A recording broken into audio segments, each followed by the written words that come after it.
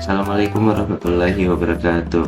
Pada kesempatan kali ini kami dari kelompok 1 akan menjelaskan salah satu startup kembali.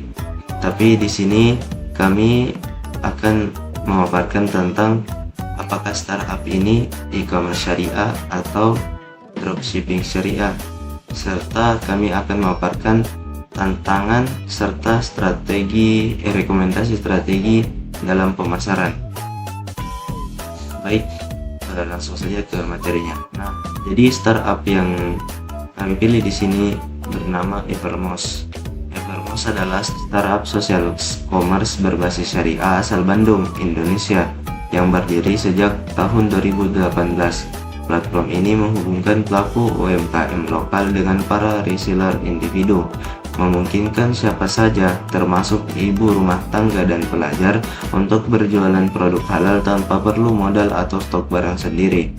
Tujuan utama dari Evermost adalah memberdayakan ekonomi umat melalui prinsip gotong royong. Mereka menargetkan untuk menciptakan 1 juta pengusaha mikro dalam 5 tahun ke depan. Selain itu, Evermost aktif memberikan pelatihan bisnis dan keuangan syariah kepada para reseller serta mendukung pemberdayaan perempuan dan UMKM di kota-kota kecil di Indonesia. Identitas dan dampak. Jadi Evermost bukan sekedar platform jual beli, melainkan gerakan ekonomi inklusif berbasis syariah dengan lebih dari 160.000 reseller aktif di lebih dari 500 kota. Evermost telah membantu banyak individu memperoleh penghasilan tambahan, terutama di masa pandemi.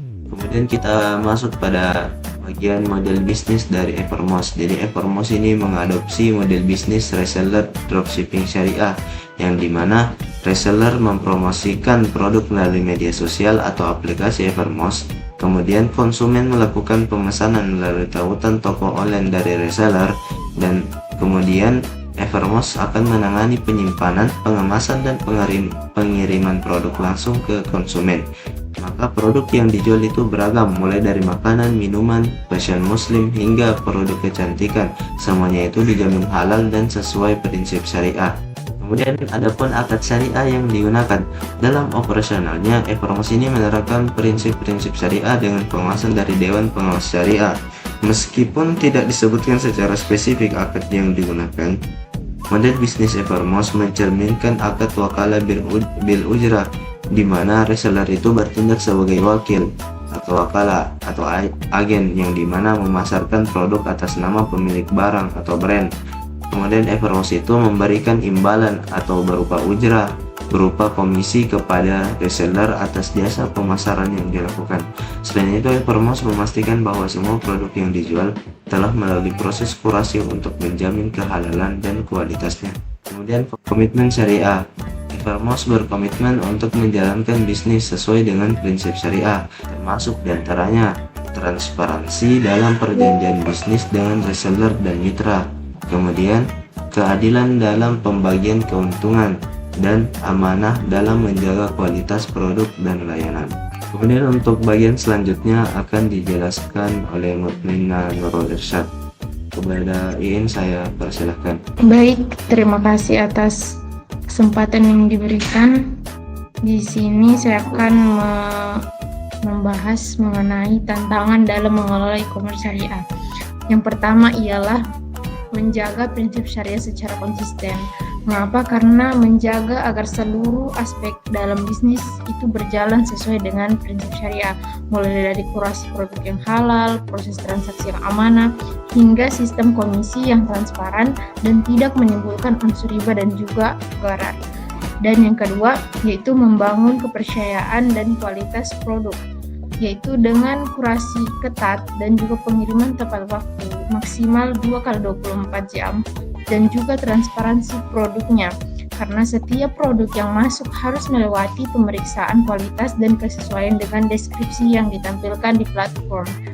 Dan yang ketiga yaitu pastinya menghadapi persaingan dan memastikan bisnis yang sehat dan juga berkah, karena pentingnya menjaga persaingan yang sehat dan juga saling menguntungkan yang akan menghindari praktik yang tidak sesuai seperti skema MLM, berjenjang atau Ponzi. Dan selanjutnya yaitu edukasi tambahan untuk UMKM dan juga reseller tentang keuangan syariah dan bisnis berkelanjutan, yaitu menghadapi bertantangan dalam membantu UMKM dan reseller memahami pengelolaan keuangan bisnis secara syariah dan berkelanjutan. Dan selanjutnya yaitu pendanaan dan ekspansi pasar, yaitu mendapatkan pendanaan yang sesuai dengan nilai-nilai syariah dan mengelola ekspansi pasar yang luas. Adapun rekomendasi strategi pemasaran halal untuk bisnis, yaitu yang pertama ada pemasaran berbasis nilai syariah. Pastikan seluruh materi pemasaran mematuhi etika dan prinsip syariah, baik itu jujur atau sidik, amanah, fatonah, tablik, dan juga penyampaian yang baik ini sesuai dengan produknya, hingga klaim berlebihan dan konten yang menyesatkan itu tidak terjadi dalam strategi pemasaran yang halal. Dan yang kedua itu kualitas produk dan transparansi. Fokus pada produk yang halal berkualitas tinggi dengan informasi yang lengkap dan juga jelas. Transparansi harga dan proses produksi akan meningkatkan kepercayaan konsumen.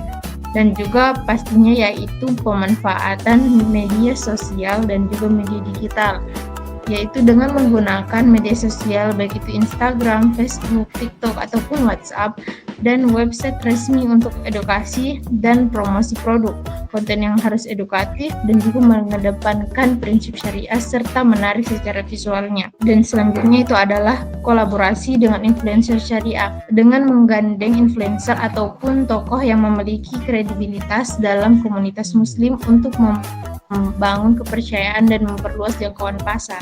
Selanjutnya yaitu strategi promosi yang etis.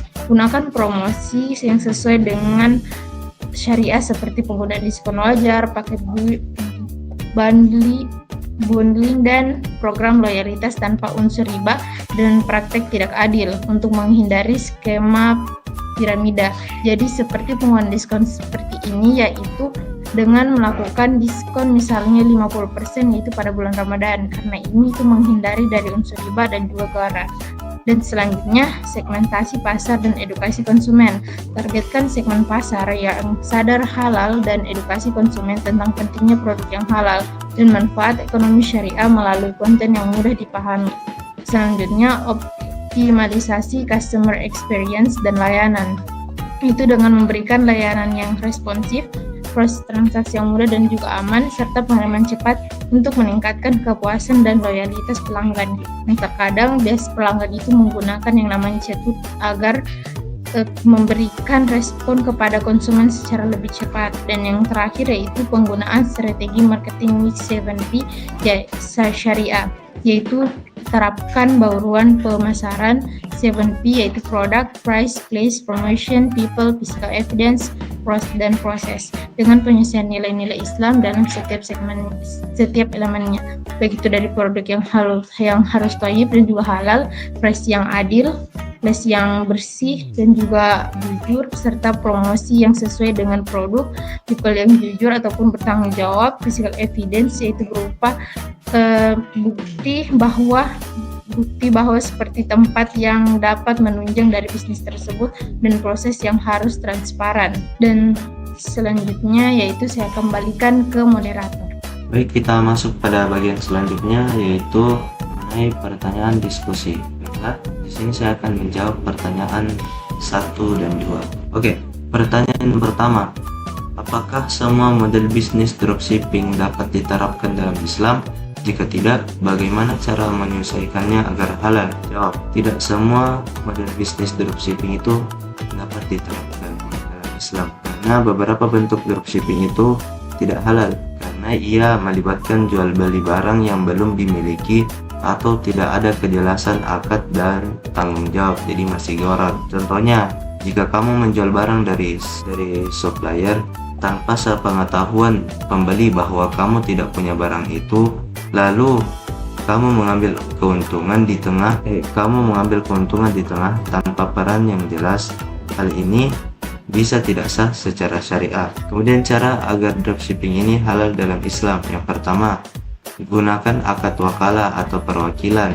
Jadi dropshipper itu bertindak sebagai agen atau wakil dari penjual, bukan pemilik barang. Yang kedua itu transparan. Jadi harus jelas bahwa dropshipper itu hanya membantu menjual, bukan pemilik dari barang tersebut. Kemudian yang ketiga, barang harus halal dan jelas spesifikasinya. Dan keempat, tidak ada unsur riba, penipuan, atau gharar. Selanjutnya, pertanyaan nomor 2. Bagaimana cara meningkatkan kesadaran masyarakat tentang pentingnya transaksi e-commerce berbasis syariah? Jawabannya adalah berikut cara sederhana untuk meningkatkan kesadaran masyarakat tentang pentingnya transaksi e-commerce berbasis syariah.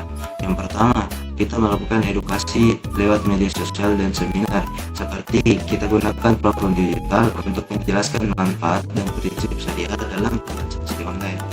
Yang kedua, kolaborasi dengan tokoh agama. Jadi kita mengajak ustaz atau dai untuk menyampaikan pentingnya e-commerce yang halal dan bebas riba. Yang ketiga, kampanye dari startup syariah. Jadi startup seperti e-commerce ini bisa rutin mengadakan kampanye edukatif yang mudah dipahami masyarakat. Keempat, testimoni pengguna. Jadi kita membagikan kisah sukses pengguna yang merasa lebih tenang dan berkah setelah memilih platform syariah. Dan kelima, konten kreatif dan ringan.